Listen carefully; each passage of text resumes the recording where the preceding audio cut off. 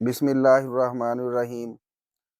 السلام علیکم ناظرین، انداز بیان چینل کے ساتھ شہباز شفقت مرزا۔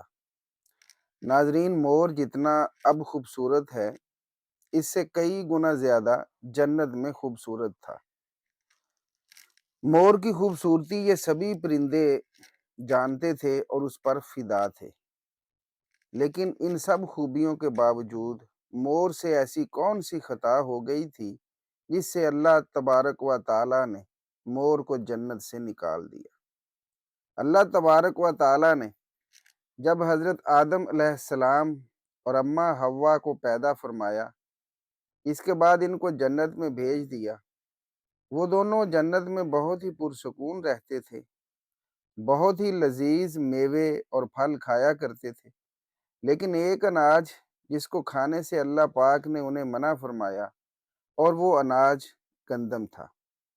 کیونکہ شیطان حضرت آدم علیہ السلام کی وجہ سے ہی جنت سے نکالا جا چکا تھا، اسی وجہ سے شیطان کی حضرت آدم علیہ السلام سے دشمنی ہو گئی تھی۔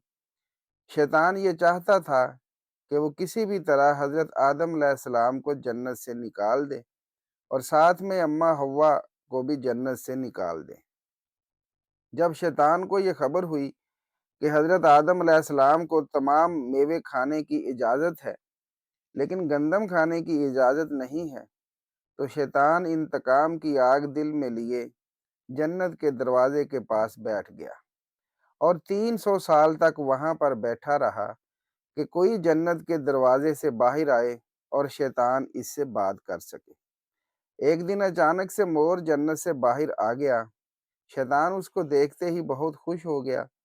شیطان نے پوچھا، اے خوبصورت پرندے، تم کون ہو؟ مور بولا، میں مور ہوں، اب تم اپنا تعارف کراؤ۔ شیطان نے جواب دیا کہ میں عالم کروبیہ کا ایک فرشتہ ہوں، میں اللہ تعالیٰ کی عبادت سے ایک پل بھی غافل نہیں ہوں۔ میں چاہتا ہوں کہ میں جنت میں جاؤں، وہاں کی نعمتوں کا اپنی آنکھوں سے مشاہدہ کروں۔ شیطان مور سے کہنے لگا کہ تم مجھے جنت کے اندر لے جاؤ، میں تمہیں 3 ایسی باتیں بتاؤں گا جس سے تمہیں ابدی زندگی حاصل ہو جائے گی، تمہیں بڑھاپا اور بیماری نہیں آئے گی، تم ہمیشہ جنت میں ہی رہو گے۔ شیطان کی یہ باتیں سن کر لالچ میں آ کر مور نے کہا کہ مجھ میں تو اتنی طاقت نہیں ہے کہ میں تمہیں جنت کے اندر لے جاؤں، لیکن ایک سانپ میرا دوست ہے، وہ شاید تمہاری مدد کر سکے۔ یہ کہہ کر مور سانپ کے پاس آیا، اس کو ساری بات بتائی۔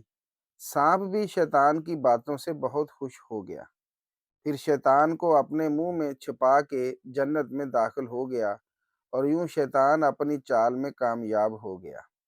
جنت کے تمام نگہبانوں کو یہ معلوم تھا کہ شیطان یہ چال چل رہا ہے اور جنت میں داخل ہو چکا ہے۔ فرشتے شیطان کو جنت سے نکالنے لگے۔ تب ہی اللہ پاک کا حکم ہوا کہ اس کو ابھی تک جنت میں ہی رہنے دیا جائے۔ وہ فرشتے اللہ تبارک و تعالیٰ کے حکم سے رک گئے۔ شاید یہ حضرت آدم علیہ السلام کا امتحان تھا۔ شیطان حضرت آدم علیہ السلام کے پاس اور اماں حوا کے پاس جا کر اپنی محبت کا اظہار کرنے لگا۔ وہ دونوں ہی شیطان کو پہچان نہ سکے، کیونکہ ماضی کے مقابلے میں شیطان کی شکل تبدیل ہو چکی تھی۔ شیطان کہنے لگا کہ میں چاہتا ہوں کہ آپ دونوں ہمیشہ جنت میں اسی طرح زندگی گزاریں، ہمیشہ خوش رہیں۔ حضرت آدم علیہ السلام اس کی بات بہت غور سے سننے لگے۔ شیطان نے کہا، اگر آپ میری بات مان جائیں تو آپ کو جنت کی اور بھی بہت سی سہولتیں ملیں گی۔ حضرت آدم علیہ السلام شیطان کے بہکاوے میں آ کر کہنے لگے کہ یہ کس طرح ممکن ہے؟ شیطان کہنے لگا، ایک گندم کا دانہ اگر آپ دونوں چکھ لیں تو آپ کو ابدی حیا حاصل ہو جائے گی اور آپ جنت ہی میں رہیں گے۔ یہ بات سن کر آدم علیہ السلام کے دل میں رجحان پیدا ہوا، لیکن ان کے دل میں اللہ کی نافرمانی کا خوف غالب آ گیا۔ جبکہ اماں حوا شیطان کی باتوں میں آ گئی، اس پر اماں حوا علیہ السلام نے حضرت آدم علیہ السلام کو راضی کر لیا۔ پھر اس کے بعد ان دونوں نے اس گندم کے دانے کو چکھ لیا۔ جیسے ہی گندم کا دانہ ان کے اندر گیا تو دونوں کے سطر واضح ہو گئے، جس کے بعد دونوں اپنے اپنے سطر چھپانے لگے اور خوف خدا سے کانپنے لگے۔ اسی دوران اللہ تبارک و تعالیٰ نے فرشتوں کو یہ حکم دیا کہ حضرت آدم علیہ السلام اور اماں حوا دونوں کو زمین پر اتار دو۔ حضرت آدم علیہ السلام کو سری لنکا کے قریب نیچے زمین پہ بھیج دیا، جبکہ حوا کو جدہ کی سرزمین پر اتارا گیا۔ جن خوبصورت پیروں سے چل کر مور شیطان کو جنت کے اندر لے کر آیا تھا، وہی خوبصورت پاؤں اللہ پاک نے مور سے لے لیے۔